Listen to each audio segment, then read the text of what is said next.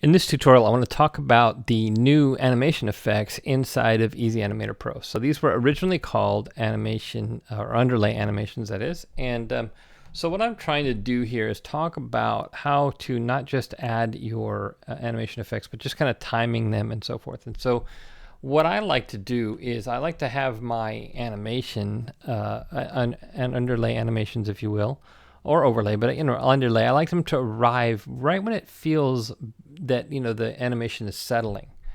And this can be a little tricky sometimes depending on the animation. So in an overshoot, for example, the motion is it needs time for it to it feels like it arrives at the point, but it actually does a little bouncing.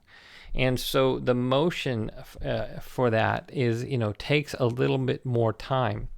So I need to tweak it. So if you look here, what I've done here is, even though this is set to a minute, I've actually got this set to start at half a second, and then these kind of come in a little bit after that, so that they feel like they arrive when it settles. But it settles actually again, a little bit after it really visually appears like it settles, if you will. So the underlay animations are playing sooner, because I also have to account for the fact that in that animation, it's starting off small, it's behind this object, and it's spreading out, and there needs to be a little bit of time, a couple fractions of a second, for it to kind of expand out to the point that I can actually see it.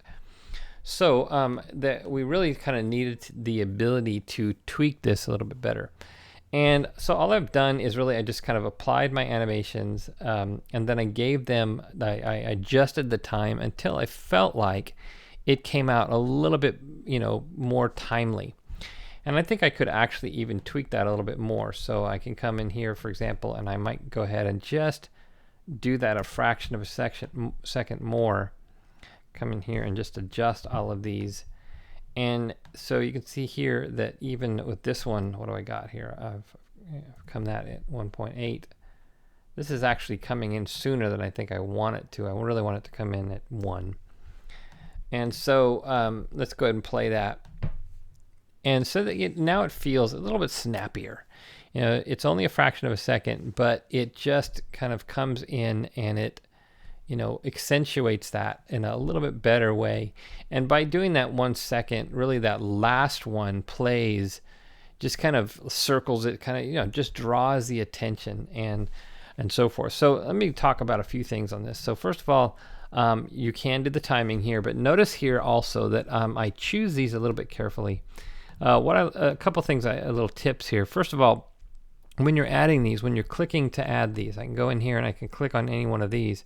And as I add them, the first one's going to be at the bottom, and the second one that I click on is going to be, and so forth. So what I like to do is I like to drag them into position. Now, when it comes to the animation effects, the timing is actually controlled by this instead of by this. And we may actually adjust that, because I like that, that I can really kind of have total control over when it appears.